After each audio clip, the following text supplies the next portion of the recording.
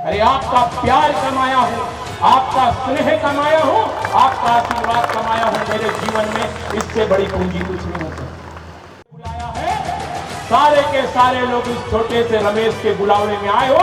मैं आपका स्वागत करता हूँ, वंदन करता हूँ, अभिनंदन करता हूँ भाइयों बहनों। मैया की, जगदम्बा मैया की।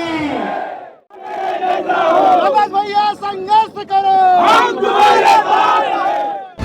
नमस्कार, बीजीटी मीडिया की खास पेशकश ऑन द ग्राउंड में आपका स्वागत है। मैं हूं यमलेश वंजारी और आज हम पहुंचे हैं लांजी विधानसभा क्षेत्र के मुख्यालय में।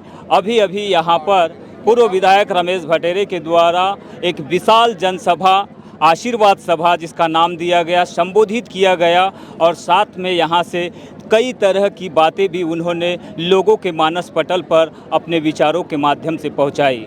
आइए सीधा उनसे जुड़ते हैं, समझते हैं किस लिए आज आशीर्वाद सभा की ज़रूरत पड़ी रमेश भटेरे को। देखिए, ऐसा है कि लोकतंत्र में यदि हम राजनीतिक क्षेत्र में यदि काम कर रहे हैं और राजनीतिक क्षेत्र के माध्यम से जनता के बीच में हैं, तो ये तो सब सामान्य व्यवहार है। क्योंकि मैं प्रत्यक्ष रूप से राजनीति से जुड़ा हुआ हूँ, एक बार इस क्षेत्र का विधायक रहा हूँ, 2 बार तक के भारतीय जनता पार्टी का मैं बालाघाट का जिले का अध्यक्ष रहा हूँ।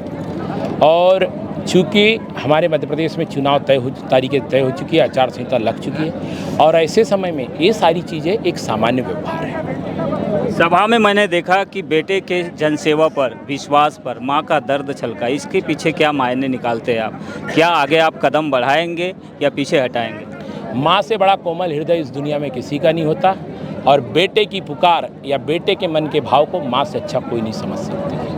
लांजी क्षेत्र डबल मनी क्राइसिस का बहुत बड़ा दंश झेल रहा है। इन परिस्थितियों के बीच आज फिर आपके संबोधन से कई शब्दवार भी चले स्थानीय विधायक पर। क्या आपको लगता है ये जो क्राइसिस है इसका समाधान कहाँ पर देखते हैं, सलूशन क्या है इसका? देखिए, मैं आज भी, कल मैं पद पे रहूं अन्यथा ना रहूं, लेकिन इस बात के लिए मेरी लड़ाई हमेशा जीवित रहेगी और हरदम लड़ते रहूंगा।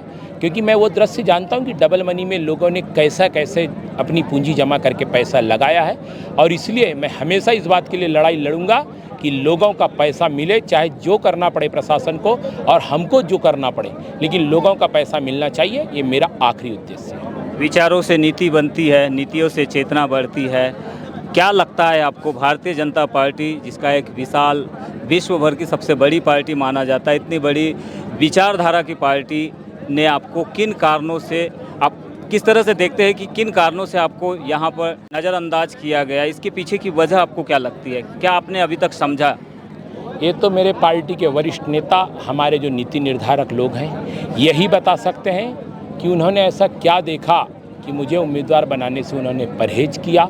जबकि मुझे लगता है कि आज का ये जो दृश्य है और विगत 2 महीने का लांजी किरणापुर विधानसभा क्षेत्र का जो दृश्य है, वह दृश्य कहीं से भी शायद वर्तमान घोषित प्रत्याशी के अनुकूल शायद नहीं है, लेकिन फिर भी न जाने हमारे वरिष्ठ नेतृत्व ने क्या सोच के निर्णय किया, ये तो वही बता सकते हैं। जनसेवा का माध्यम ही राजनीति है, जन कल्याण का माध्यम राजनीति है। रमेश भटेरे आगे क्या निर्णय लेगा आज की सभा के बाद? क्या उनके मन में विचार चल रहा है? कोई भी बड़ा निर्णय अकेले नहीं लिया जाता है। मैं परिवार भाव के साथ काम करने वाला व्यक्ति हूँ। मैंने अपने कार्यकर्ताओं से भी एक नहीं 2 और 3 बार हमने बुला करके बात किया है। मेरे कार्यकर्ताओं ने तो बरसते पानी में मेरे लिए मोटरसाइकिल रैली निकाल करके और भारतीय जनता पार्टी कार्यालय में जाके हमारे माननीय जिला अध्यक्ष जी से भी अपनी मांग रखी है। और साथ ही साथ कार्यकर्ताओं से मैंने बात किया, जन आशीर्वाद सम्मेलन के माध्यम से जनता से मैंने बात किया है। फिर भी और सबसे सलाह विचार करके जो निर्णय होगा, जो उचित लगेगा, वो निर्णय हम करेंगे। लेकिन अभी तो मेरी मांग सिर्फ इस बात की है कि एक बार मेरा नेतृत्व, मेरे पार्टी के पुरोधा अपने निर्णय पे पुनर्विचार करें। कितना तथ्यपरक है आपके पास, मानते हैं कि हिना कांवरे की वजह से डबल मनी का क्राइसिस इस क्षेत्र में देखने मिल रहा है? ये मैं नहीं कह रहा हूँ, ये स्वयं हिना कांवरे ने कही है कि 2.5 घंटे मैंने सदन के भीतर लड़ाई लड़ी हूँ, तब जाकर के मैंने डबल मनी के खिलाफ कार्रवाई कराई। ये मैं नहीं कहता, ये स्वयं हिना कांवरे ने लांजी के मंच पे जनाक्रोश रैली में कही है। कि राजनीति एक वो माध्यम होता है जिसके माध्यम से लोकतंत्र में लोगों की सेवा करने का, एक नीतियाँ बनाने का भी काम होता है। आप विधायक भी रहे हैं और लंबे समय से राजनीति में है। अंतिम संदेश आपका क्या रहेगा इस क्षेत्र की जनता की? जनता जनार्दन से सिर्फ और सिर्फ एक अपील करना चाहता हूँ कि किसी भावनाओं में मत आइए, किसी बात पे मत आइए, लेकिन हाँ, इस बात का जरूर विचार करो कि ऐसा कौन व्यक्ति था जो क्षेत्र में कोई भी प्राकृतिक आपदा आई हो सबसे पहले कौन व्यक्ति मैदान पे आता था। क्षेत्र में बाढ़ की स्थिति रही हो, किसानों के खेत में सबसे पहले कौन उतरता था। कोरोना जैसा महाकाल 21वीं सदी की सबसे बड़ी त्रासदी हम सब ने देखा है। कौन व्यक्ति था राजनीति से जुड़ा हुआ जिसने अपने आप की परवाह न करते हुए अपने आप को जन कल्याण और जन सेवा के लिए लगाया था।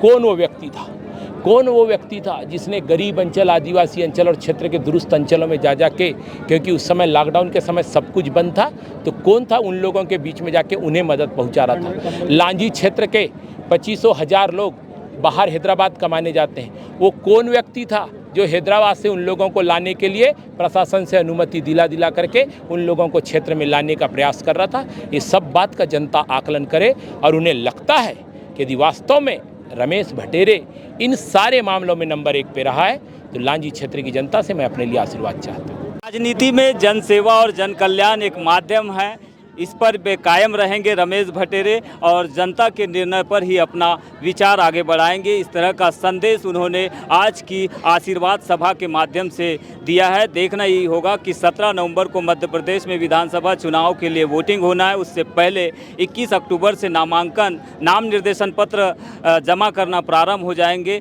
क्या उसके पहले रमेश भटेरे इस क्षेत्र से कोई बड़ा निर्णय लेंगे, खासकर ऐसा निर्णय जो कि सबको चौंकाने वाला हो, क्योंकि लगातार यह चर्चाएं चल रही है कि लांजी से रमेश भटेरे आने वाले समय में पार्टी ने निर्णय नहीं लिया या फिर अपना फैसला नहीं बदला तो स्वतंत्र होकर चुनाव लड़ सकते हैं। बीजीटी मीडिया के लिए लांजी से यमलेश वंजारी।